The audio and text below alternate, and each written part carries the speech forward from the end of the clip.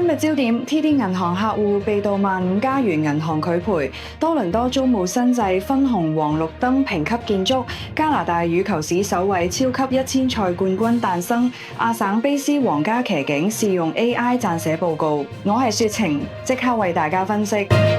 即訂閱我哋，關注加拿大時事新聞。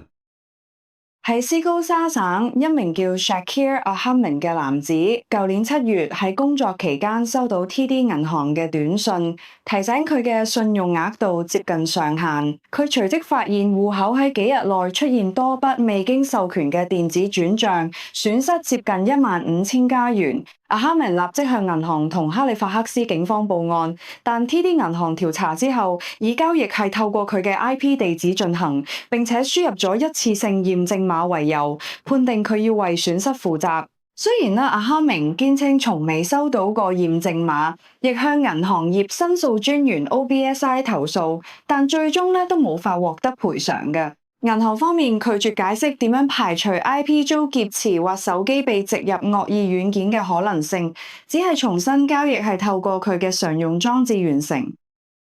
雪晴觀點，銀行將保安責任全數推俾客戶，反映出數碼轉型下個人財產保障嘅法律灰色地帶。講完銀行資產安全，我哋再睇下房屋保險嘅新趨勢。以前保險公司主要參考歷史火災數據嚟決定保費，但而家做法已經改變啦。喺斯高沙省，一名喺2023年山火後重建家園嘅女屋主 Trisha Murray 發現新屋保費竟然跌咗12%，佢原因係佢使用咗防火材料，並且喺房屋周圍建立咗緩衝帶。加拿大精算師學會嘅報告指出，隨住氣候變化，保險公司開始利用衛星圖像同激光掃描等先進工具，針對每一間屋進行實時風險評估，而唔係將成個社區劃一處理。加拿大保險局表示，呢種新方法賦予咗屋主更多主動權，只要跟隨防火指引改善房屋環境，就有機會減低保費負擔。雪晴觀點，激光掃描代替歷史數據，意味住屋主必須自費進行防火升級，先可以喺高風險時代慳返保費。講到住屋，多倫多嘅租客嚟緊要留意大廈門口嘅新標誌。多倫多市政府正式推行 Rent-Safe TO 評級制度，要求所有3層以上或有10個單位以上嘅租務建築喺門口張貼維護評分標誌。根據最新數據，市內75%嘅建築獲得代表滿意嘅綠色標誌，21%獲評為需要改善嘅黃色，而有3%嘅建築因為表現惡劣而被貼上紅色標誌。市議員 Josh Matlow 表示，呢個制度係要令劣質業主感到羞恥，並觸發政府嘅針對性執法。如果建築連續2個月掛紅燈，市府將會介入並強制進行維修，之後再向業主收返轉手費。不過，亦有反對聲音擔心呢啲標誌可能會令住喺紅燈大廈嘅細路感到自卑。雪晴觀點，公開評級係一種軟性施壓，但政府能否真正解決結構性嘅維修問題，先係租客最關心嘅事。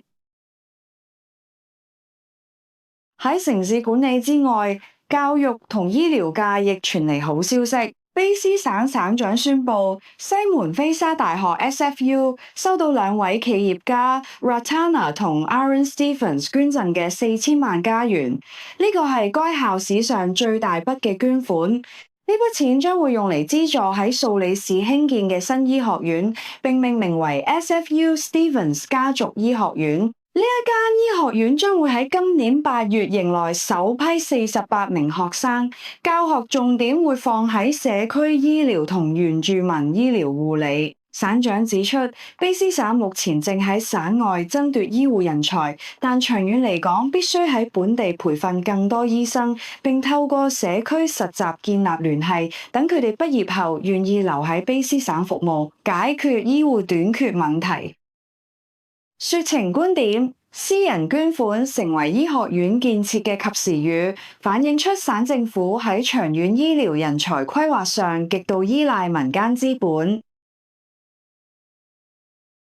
有人豪擲千旗，但一般市民面對人情往來就覺得壓力唔細啊！隨住加拿大進入婚禮旺季，唔少賓客都為人情應該俾幾多而煩惱。受到通脹影響，2025年加拿大婚禮嘅平均開支已經升到3萬至4萬2千加元。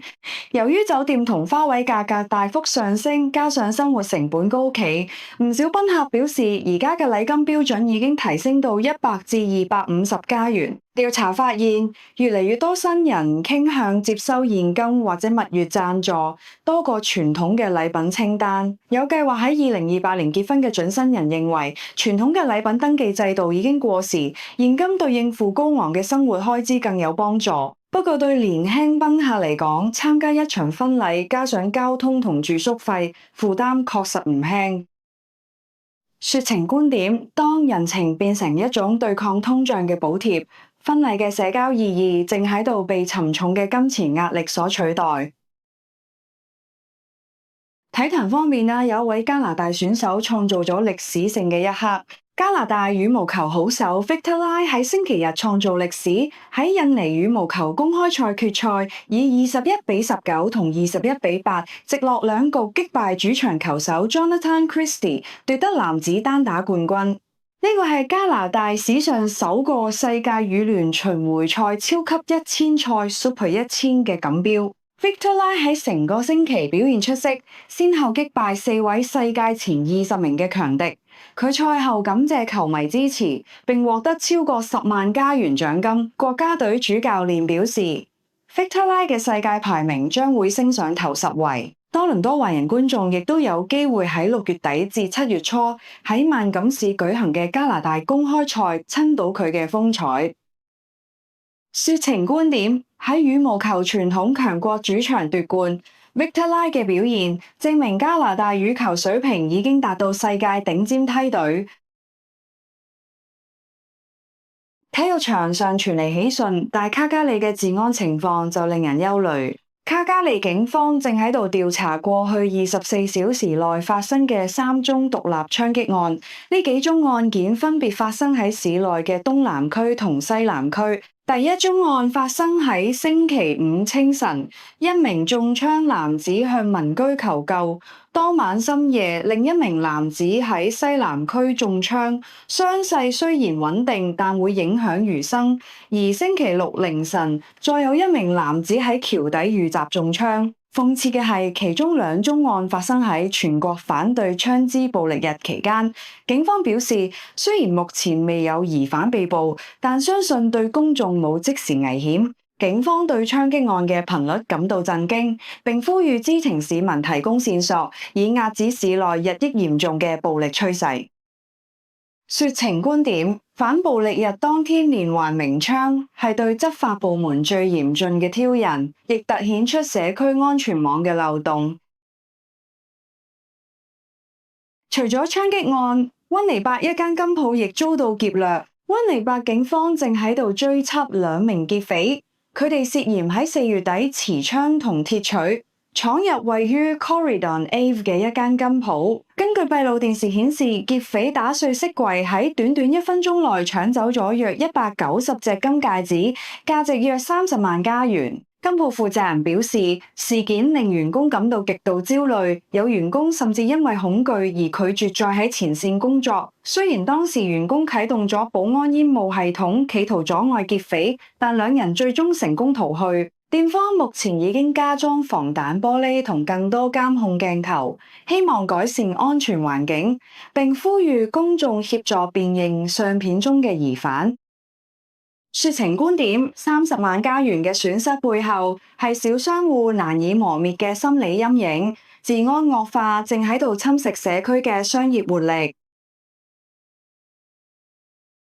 面對罪案，警隊開始嘗試利用人工智能嚟提高效率。皇家騎警 RCMP 正喺亞省同卑詩省部分地區進行試點計劃，利用名為 Draft One 嘅人工智能系統撰寫警務報告。呢個系統會將警員隨身攝錄記錄到嘅音訊轉換成文字草稿，涵蓋交通告票到嚴重罪行，但不包括謀殺案等重大罪案。開發公司表示，警員以往花費40%嘅時間處理文書工作 ，AI 可以大幅節省時間。為咗確保準確性，系統會要求警員必須修改至少10%嘅內容，並簽署確認。雖然目前仲未有 AI 撰寫嘅報告正式提交到法庭，但警方會喺8月試點結束後，評估係咪全面推行呢項技術。說情觀點 ，AI 雖然可以幫警員減負，但如果報告出現事實偏差，最終承擔司法後果嘅依然係前線警員。最後，我哋關注即將卸任嘅加拿大總督。即將卸任嘅加拿大總督瑪麗西蒙 （Mary Simon） 喺接受訪問時透露，喺佢5年任期嘅中段，曾經因為年齡同工作壓力，懷疑自己係咪可以完成任期。現年78歲嘅西蒙係加拿大首位原住民總督。佢形容2021年上任以嚟，經歷過2次聯邦大選，係非常具挑戰性嘅時刻。西蒙喺任內亦面對唔少批評，特別係關於佢法語水平嘅爭議，甚至有團體對此提出訴訟。西蒙回應話：呢啲批評對佢並唔公平。佢認為自己嘅法語水平並冇阻礙佢同國民聯繫。佢表示，雖然經歷過動搖，但最終令佢變得更加堅強，完成咗呢份對國家具有象徵意義嘅工作。